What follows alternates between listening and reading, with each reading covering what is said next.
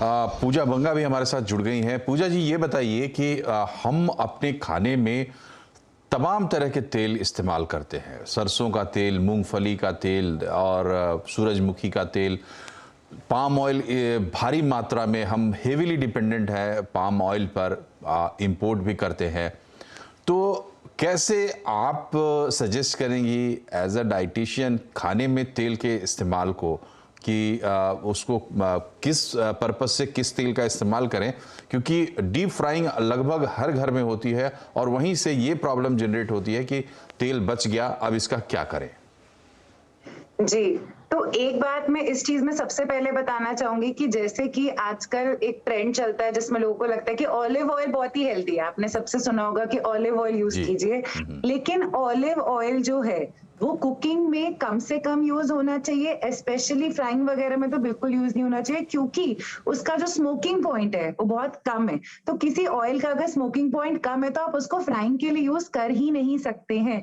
तो हम अपने मन में ये सोच रहे हैं कि हम तो एक बहुत हेल्दी चॉइस कर रहे हैं, हम आज समोसे तल के आएँगे ऑलिव ऑयल में। मैं कई बार किसी गेस्ट के अगर कहीं गेस्ट बनकर जाती हूँ, तो लोग कहते हैं ऑलिव ऑयल में हमने तला हुआ है। तो वो तो देखकर मैं और ज़्यादा हैरान हो जाती हूँ कि हमें सबसे पहले देखना है कि क्या खाना में कौन-सा तेल यूज़ होता है। जैसे कि जो एक्स्ट्रा वर्जिन ऑलिव ऑयल है, जो सबसे हेल्दी माना जाता है, वो सिर्फ़ सैलेड्स या ऐसी चीज़ों में यूज़ होता है जिसमें बहुत ही कम कुकिंग रिक्वायर्ड हो। और जब हमें कुकिंग के लिए यूज़ करना हो तो हमारे को ऐसे ऑयल्स चूज़ करने हैं जिनका स्मोकिंग पॉइंट हाई हो। यानी कि जैसे उन्होंने बताया सरसों का तेल, जैसे डॉक्टर साहब ने बताया, और उसके अलावा जैसे सनफ्लावर ऑयल है।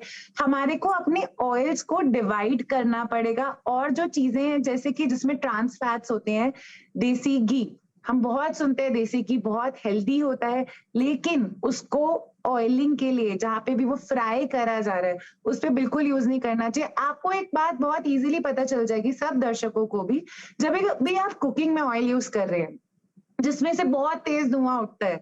जैसे कि अगर आप देखेंगे देसी घी में आप जैसे कोई पराठा तल रहे हो, उसमें से बहुत तेज़ धुआँ उठता है, यानी कि वो आपकी सेहत के लिए सही नहीं है। ना ही वो ऑयल खाना और ना ही वो फ्यूम्स को इन्हेल करना, क्योंकि उन फ्यूम्स में भी फ्री रेडिकल्स होते हैं और वो फ्यूम्स भी हमारे सेहत के लिए अच्छे नहीं हैं।